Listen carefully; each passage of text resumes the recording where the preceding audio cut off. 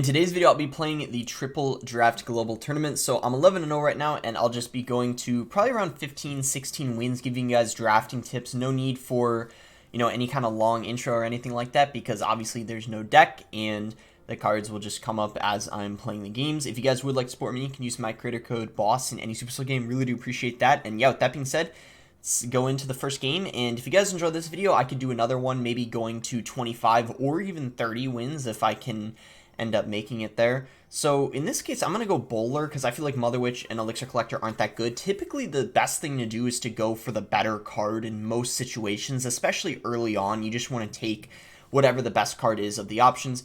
I'm going to go Bats here because I feel like they're a pretty safe pick. They're pretty cheap. Here, we're going to go for Ice Spirit. I don't think Skeleton Barrel or Heal Spirit are that good. I hope I have some sort of decent win condition because otherwise, that could be a problem. Musketeer is pretty solid. I really like Earthquake and Poison are both good in draft. I think I prefer Poison a little more just in case he doesn't have a building. And here we get to choose between Electro Giant, Mega Knight, and Expo. So pay attention to the cards he has here. You see he has the Goblin Giant, the Ram Rider, and the Lava Hound to choose from. And the Electro Giant does pretty good against all those things. So I'm going to choose Electro Giant. And now we get to choose between the Miner, Valkyrie, and the Ice Golem. It's kind of a hard decision because I feel like all of those cards don't really pair well in Electro Giant, but I do think, Valkyrie could be nice to have just as a nice support, some splash, and I feel like Ice Golem doesn't make any sense whatsoever in an Elixir Golem deck. Like, that doesn't just fit well at all, and Miner too, Miner, Electro Giant, I don't know, that's also a little weird, so, you're always going to have interesting decks in draft. There's really no way you can prevent that. I think just the most important thing is you have a good win condition, which I do have. I mean, the Electro Giant is, considered to be by many the most annoying win condition. I don't think it's the best in the game, but a lot of players think it's annoying and have a hard time defending it. So he's got, from the looks of it, it almost looks like he has a P.E.K.K.A deck because he has the Ewiz, the Bandit, and the Ghost. So if he does have P.E.K.K.A, that would be a little bit unfortunate. And also, remember, the cards that you were shown, your opponent can't have. So I know that this guy doesn't have a Mega Knight because I was shown Mega Knight as one of my, options for me to pick. So he can't have, Mega Knight. That's something to remember. Likewise, when there was the option where I had to, where I picked Valkyrie, I was shown the Miner and the Ice Golem, so your opponent can't have those cards. So that's a, tip. I would say try your best to remember as many of the cards you saw when you were drafting. I mean, obviously, you're not going to remember every single one. That probably would be quite difficult to do when you're also focusing on the game and the interactions, but some of the, key ones, especially the win conditions, are probably good to know, like, okay, your opponent definitely doesn't have that. So I'm going to go Electro Giant here. I have a feeling he might have P.E.K.K.A because it looks like his deck is kind of, it looks like a P.E.K.K.A deck, so I wouldn't be surprised, but it's looking like he doesn't have it, because if he did, he certainly would have played it on that Electro Giant, which I'm obviously happy he doesn't have it because P.E.K.K.A is one of the best counters to the Electro Giant. So that means we can use our E-Giant pretty aggressively now, knowing he doesn't have that P.E.K.K.A or any suitable counter to it. Valkyrie's going to clean up the Ram Rider there, and we got two really good counters to the Ram Rider, the Bowler and then also the Electro Giant, which of course is going to stun it. So I'm overall liking, the matchup so far, and I feel like we should have a pretty easy time not just breaking through, but also defending. So defensive Electro Giant here, I might, okay, we'll just go ahead and poison this to kill the Princess and also take out the Ewiz. Bowler actually hits it, so it's going to speed up the process there, which is great. And then go for another Princess, though. So this might be a kind of a slow game just because, the problem is we don't have a lot of support for the Electro Giant. Like Bowler, I feel like, and Valkyrie don't support it as well. So even though we can defend him well, and it's hard for him to defend the E-Giants, we can't, take his tower in one massive push. Whereas if I had, like, an Inferno Drag supporting it, or, a cheap card like a Bomber, it would be a little bit better. But still, we're making some progress here, and this might be actually the push that wins us the game. The one I was talking about, just that one push, and there you go. It looks like we're actually going to get it. So yeah, that's going to be GG. We had a pretty good deck overall, I would say. The main thing is if just getting a solid win condition, and if you have that, you're already, you know, in a somewhat decent situation, because sometimes you'll get these weird draft decks where you don't really have any, you know, real win condition. You might have like Mega Knight or something, but that's not any sort of guarantee of getting to the tower, or even something like a Skeleton Barrel, but something like, you know, an Electro Giant, you know, Golem, anything along those lines is always great to have. So Cannon Cart I really like. I think it's kind of an underrated support card overall. And here I'm showing these options. I'm going to select Graveyard because I feel like it pairs nicely with the Cannon Cart, and I feel like there's a lot of off-meta Graveyard decks you can make, so even if I get cards that you wouldn't think are good with it, I could still make it work in this situation. Hunter, I think, is very good. After the recent buff, he got very, very good on defense. And here I'm going to select Arrows. Arrows pair nicely with the Graveyard. Large radius, good at taking out swarms that are used to defend it. Here I have a few different options. I think I'm going to go with Dark Prince because with my win condition being Graveyard, it's another tank for it where Ghost is just invisible, so it doesn't really make sense to have. And here, I mean, really any are fine. I'm going to go with Bats, though, just because I prefer them. They're probably the best of the three. Faster cycle. And I'm going to go Poison. Freeze is an option, but I just like Poison better overall. I think, you know, Graveyard Freeze isn't as good as it used to be. And now I'm going to go, this is a hard one, but I think I'm going to go Bomb Tower just because it's, you know, it's not bad in Graveyard decks. The splash is useful, and yeah, he also had an option of picking Barbarians you saw there at the end, so there's a slim chance that maybe if he selected those, the Bomb Tower could end up being good against it, but I doubt he did. It's more likely he picked the P.E.K.K.A, but I guess, you know, we really don't know for sure. So he's going to go Bowler here, and he's got Miner. He's already shown that, so there's a chance that might be, you know, his main win condition. It's likely he has something else, though, but I guess we'll find out soon enough. Arrows take out the Dark Goblin there, and let's see how he chooses to defend this Dark Prince. He has the Delivery. Okay, so Delivery. He has another spell, that's for sure. I mean, at least usually if you have two spells, we have Poison and Arrows, and also Graveyard is technically a spell too, so he might even have 3 spells, but he definitely has at least 2. I'm pretty confident about that. I don't think Graveyard, even though it is a spell, I don't know if they consider it one in draft, just because it can also count as a win condition. The way cards, they decide the cards for like the draft, like the ones you and your opponent get it can be kind of interesting, but anyway, he's gonna go mini P.E.K.K.A, so we can just Dark Prince to protect the Cannon Cart. And yeah, this Cannon Cart should also probably kill the Bowler too. You know, it wins in the interaction. Obviously, the actual cart gets destroyed, but the cannon stays up after.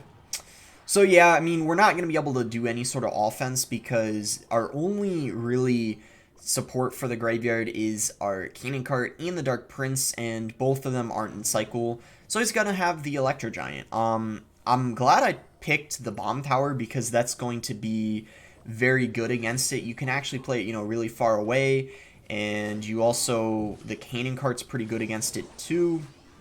So we can go ahead and play the Bomb Tower all the way over here. So in case he has something like a Lightning, he's going to be unable to hit both. And yeah, I'd really recommend playing that Bomb Tower really far away like I did there. I feel like some people don't know about that, and that's a very solid placement, so you're spacing out your support cards from the Bomb Tower so they can't hit everything in the tower. Arrows are going to be able to take out the Dark Goblin, and this might be GG right here. Delivery is going to come down, but the, you know, Skeleton's piling up on his tower, and yeah, we just have a great matchup here. I really like the, you know, the deck we selected, and just the fact that he has Electro Giant is just incredible for us because I have, you know, all the defense I need. Really, really easy. Shouldn't ever get, you know, complicated. So, yeah, we can probably set up for another Graveyard here because we defended the push really nicely and we got a big counter push coming in. And, yeah, there's no chance he'll defend this. So this will be GG. We just poison and, yeah. So, yeah, we had a great, you know, great synergy in our deck. You know, was this Graveyard deck one that's meta? Like, do you see this everywhere? No, it's not, but it contained a lot of strong cards, and it, like, made sense. You know, if the idea of the deck makes sense, that's how you know, you did a good job, you know, drafting. And I certainly felt like the deck made sense as that game went on. So Here, Bar Barrel I really like. Small spells are always fine. You know, Snowball, Bar Barrel, Log, very safe. You can't really go wrong taking those. Fire Spirit, I think is really good. I think it's better than the Ice Spirit. Here, this is kind of a tough decision, but I'll go ahead and go for the Electro Wizard just because there's a good chance he'll take Inferno Drag, so it would be nice to have her set for it. It's unlikely he takes Minion Horde just because I feel like it's the worst of the options. If he does, then I wish I took the Baby Dragon, but there's no way to know. Firecracker's really good, especially if he doesn't have arrows. Okay, this is a tough option because I feel like all of these are very good in draft, but according to what I have so far, I think that actually RG is a pretty good option because Drill isn't good if I have Firecracker because he could activate the King Tower. Here, Prince is fine. This is kind of reminding me of an old school RG Prince Firecracker deck that was meta a while ago. Sparky doesn't make sense with RG, so Cannon Cart, again, I think will take just like I had in the last game. And Fireball, this deck is very close to a deck that used to be meta. I think the only difference is it had Log instead of Bar Barrel, and then it had Skeletons instead of the Cannon Cart. So this, I'm really liking the deck we have right now. Oh yeah, and it didn't have Fire Spirit. Maybe what it is it had Skeletons instead of the Fire Spirit. I don't really know for sure though. Anyway, yeah, I think this is a very good deck. I certainly can't complain. Obviously he could have matchup, but just at first sight, this is really solid. So, does he have Dark Prince? Fire Spirit should be enough here. There's no way it'll be able to connect after the Fire Spirit. Iwa is good against the Ramrider. Pretty tempted to just go RG in front here because that Ramrider was really aggressive. Iwa's is still alive supporting it, so why not? He's got guards, and there you go. He does have the Inferno Drag. That's what I was saying. You know, making smart picks and trying to predict what your opponent is gonna pick is a very important thing to do. Now, unfortunately, he does have the arrows, so he actually does have, you know, what I was hoping he didn't have for that Firecracker, but still, the fact that I predicted that he had the Inferno Drag right, seeing the other options, that Hunter and Minion Horde was available, I had a feeling he would pick Inferno Drag because a lot of people think that that's the best card out of the three, and sure enough, that's what he did. So he defends that pretty easily there. We can go Cannon Cart here. What I'm going to try to do is get the Dark Prince to charge into the Fire Spirit, so that way it doesn't charge into the Cannon Cart, and we have more of a counter push. As you can see, Cannon Cart at full health, and all I had to do was spend 1 Elixir to make that happen. Fireball on the Flying Machine. He might not react in time or have Elixir for the Cannon Cart, and yeah, there you go. It's going to lock on the tower, and yep, that's really good. And you went Ramrider last second too, which I can just E-Wiz on. E-Wiz is a great counter to the Ramrider. 4 for 5, and you get counter push, so definitely going to take advantage of that. I played it a little late. I'm actually not entirely sure why, but it's not that big of a deal, I guess. So you can go Bandit. I think we'll just go Bar Barrel here on top of that, and then go for our Cannon Cart. Okay, arrows were not that good there. Not sure what he was trying to do, going arrows there like that. But we're definitely going to pressure here because he was super aggressive. Fireball will reset the Inferno Drag. I'm not using it on the Flying Machine, so it could be risky. He might go for it now, but a Flying Machine isn't that hard to defend if we're being honest here, so we're probably fine. Fire Spirit, oh, it was so close to connecting. I thought it was going to. Wait, I just realized he missed the arrow, so yeah, this guy's in quite a lot of trouble right now. I'm going to RG here. We just have to Fireball to reset the Inferno Drag. Actually, if this E-Wiz is in range, that's even, yep, that's GG. So yeah, we end up getting the win here. I think we just have to cycle basically to, well, we either just, I think we'll Fireball this here. We just have to focus on defense first for a second. He might Ramrider desperately at the bridge, or that, okay. So we just E-Wiz that. Yeah, we shouldn't rush this because I need to cycle 2 Fireballs, and I mean, that's 8 Elixirs. That's pretty risky. I don't know if I want to. This guy's just spamming everything, though. I feel like soon enough, if he just continues wasting Elixir like this, I might just go. Nah, you know what? I'm going to RG. Prince, I'm going to let go in front. So this way, if he plays Inferno Drag, it ends up tanking for the RG. And yeah, that RG definitely will get a shot. There you go. That's going to be GG. Nice win there. He had kind of a very strange deck, and mine Was I would say I had a pretty good deck. You know, I probably got a little lucky with the options I had, but that was great. Good call with the Ewiz. Thinking he had the Inferno Drag or just taking it just in case. And all right, in our next one here, Cannon, Inferno Tower, Furnace. Cannon has proven to be pretty good recently. I think it's been underrated now for a while, and now it's finally people are realizing it's pretty good. So I could probably take the Inferno Drag because it's pretty unlikely he takes the Electro Drag over the Baby Dragon. Most people wouldn't do that. Firecracker's great in draft. I think it's a good card. I think Miner is fine here. Actually, Dark Prince. I changed my mind because I feel like we're going to be given another win condition option. We don't have to go for the Miner. Fireball's good here.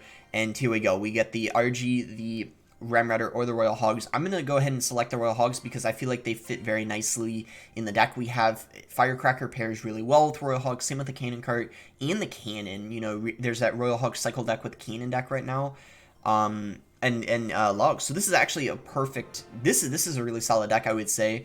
It's almost meta. The only thing that would make it better would be if it had Earthquake instead of the Fireball, but besides that, it's very, very good. And Fireball could even be better depending on, you know, what he's actually using. So we can just go ahead and start with Royal Hogs because I'm pretty confident I could defend just about anything that he does on the counter push because I have, yep, and there you go. Good call again there, taking the Inferno Drag because I had a feeling he was going to take Baby Dragon over the Electric Drag, and sure enough he did because you see the Baby Dragon, so he did end up making that choice there.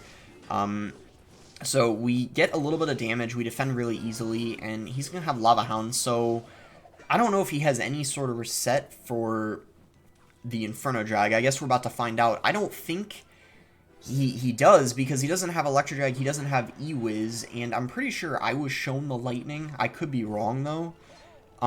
But either way, I mean, even if he has a Lightning, I feel like that's not even a good reset for it because you have to spend 6 Elixir just to reset it, and that Cannon cart kind of doing double duty there on the, you know, the Knight, and then it retargeted onto the Bandit. And if I'm being honest with you guys, I'm pretty sure this is good game unless he has the perfect response right now, which I don't even know what could possibly defend all of this. I think this is just straight up game because this counter push is insane, and yeah, you see the Tesla goes down, Baby Dragon's not gonna be able to do, yeah.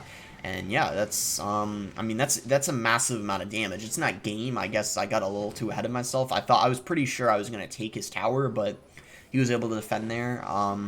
But yeah, an amazing situation. Royal Hogs, just a really solid win condition. I usually will pick them when I see them in draft over most things. I mean, there's very few times where I would not pick them. Maybe if I have a feeling my opponent selected like Mega Knight or something, that might be like one of the only times, but I mean, yeah, they're just a really reliable win condition. So Cannon Cart is going to tank for the pigs, I guess, and it actually got pushed on top of the tower. That's really clutch. So we just have to defend this one Lava Hound push here, and if we do that, it's pretty much going to be game over. So he's going to Tornado. Interesting. I guess it's going to work out pretty well, but we're still going to be able to save the tower. First cannon, I think, of the game here. Yeah, we're fine. We might even be able to 3-crown him. I don't know if he gave up or if he's still going to... No, he didn't give up yet anyway. We'll go Cannon Cart here. This is going to force him to Knight, and he won't be able to support his Lava Hound any further. And even if he takes my tower, we're probably just going to 3-crown him, so I'm not really too concerned anyway. In fact, maybe I just go for the 3-crown because crowns are pretty important for global tournament tiebreakers. Like if you're interested in getting, like, if you're interested in trying to get top 50, I guess is the best way to put it. Crowns are the main tiebreaker. So if you have the same amount of wins as someone, and I also wasn't sure if I would 100% defend that. So by doing this, it kind of ensures I'm going to get the win, because if I tried to defend and didn't, I could have wasted a lot of elixir, and we kind of, you know, it got a little more closer than it should have been, I feel like, but it was, I guess it was the right idea, it was fine. So there we go, we're going to get to 15-0. I guess we'll play one more bonus game, and this is what I'm talking about with the crowns. So you can see here, look at these guys, for example, who are all at 32 wins. The person who's the highest has 51 crowns, right? The person below him has 44, and the person below him also has 44, so it's a tie. But you can see it more with the 31, 50, and then 48, and then 40, 37, 34, 33. So it's all based on the amount of crowns you have, where your ranking stands when you have the same amount of wins as someone. And this could be important information for those of you who want to get that global tournament emote, or even just want to get top 1,000 in the global tournament. What it proves is you really want to try to get as many crowns, you know, as you can, especially when you're against someone who might not be as good, or you already know you're pretty much guaranteed the win. It's something you should consider doing if you're like serious about it. So here I'm going to go with Ghost. I feel like it's a very consistent card, and it really could fit in just about anything. I feel like I've had Firecracker as an option almost every single time this video. So this is a tough one. Do I pick Goblin Cage or do I pick P.E.K.K.A? I feel like Cage is probably a little better just because it's really defensive, it's cheap. And now I have the option, okay, Graveyard doesn't make any sense. Expo doesn't either. I'm going to go Electro Giant, even though I don't think it really fits too well. Well, we have the Tornado. There we go. So we're kind of forming more of a Electro Giant deck now. So, yeah, this is actually fine. And this is great. I have the Ewiz, so, or I was shown the Ewiz, which means he can't possibly have it. So Inferno Drag is a great option. So I'm really liking the deck. You know, knowing he doesn't have the Ewiz, he might, you know, have like a Lightning or something, but he probably won't have a good reset for that Inferno Drag. So yeah, really liking the deck. We have Goblin Cage, we have Electro Giant, we have Inferno Drag, and Tornado. We pretty much have half of a meta deck already, which is pretty insane if you ask me. We could actually go ahead and Electro Giant here because he just spent a lot of Elixir, and we can Earthquake if he plays a building. And yeah, he does have the Bomb Tower, so I'm really glad I do have that Earthquake. The only thing that's kind of unfortunate is, yeah, I don't know. I mean, even though we do have the Earthquake, he can play that Bomb Tower really far away, kind of like what I did when I was against Electro Giant. I had the Bomb Tower, you see. Okay, he made that King activation really easy for me, so we're going to go ahead and take advantage of that for sure. We got to watch out. He's probably going to go Skeleton Barrel now, but we could always just Cage, I guess, since we have the Elixir. So yeah, this is probably not going to be easy, even though I have a somewhat decent deck. I mean, he has a building, which is never what you want to see when you're running Electro Giant. I guess it really depends on, you know, what his spells are. Ideally, he doesn't have anything good for the Inferno Drag or the Firecracker, but if he has, like, arrows or something, things could get kind of tricky because he'd have a good counter to the guards and the Firecracker, as I already said. So we're just going to go ahead and Electro Giant in the back. Perfect timing because he just cycled a Wizard, so he just used 5 Elixir, which means he's probably not going to have much to counter push in the other lane. I highly doubt he would do that. It wouldn't make really any sense whatsoever. So Wizard coming down, I guess we could probably just ignore this Goblin Barrel to, you know, save ourselves some Elixir for this Electro Giant push. He's going to go for the Bomb Tower. The question is, do I even want to Earthquake it? I don't know, because if I did, I feel like it wouldn't have... I wouldn't have gotten to the tower, so what would have been the point? I feel like sometimes it's fine just to save Elixir and, you know, wait, I guess, until you have another chance, because, you know, that right now it's not looking good, I'll tell you that. We're having a hard time breaking through. I don't know if we're going to be able to. He's going to poison that, and probably... Yeah, there's the Bomb Tower. I'm just going to cycle it now, because we're in double tower damage at this point, and this might become a game where it's going to be pretty close, and it's going to be about, like, cycling... oh, wow. I don't know. That was a misclick. I was going to say, like, I don't think he meant to do that, and, yeah, I had a feeling. So, yeah, I don't know. This is... Even though I was liking our deck at the start, this is, I think this is going to be a lot harder than I at first, like, anticipated. But we'll see. We'll do our best and see what happens here. But yeah, I think this is almost impossible to break through. I mean, really, like, any kind of building is just so good against Electro Giant. It doesn't really matter which one it is.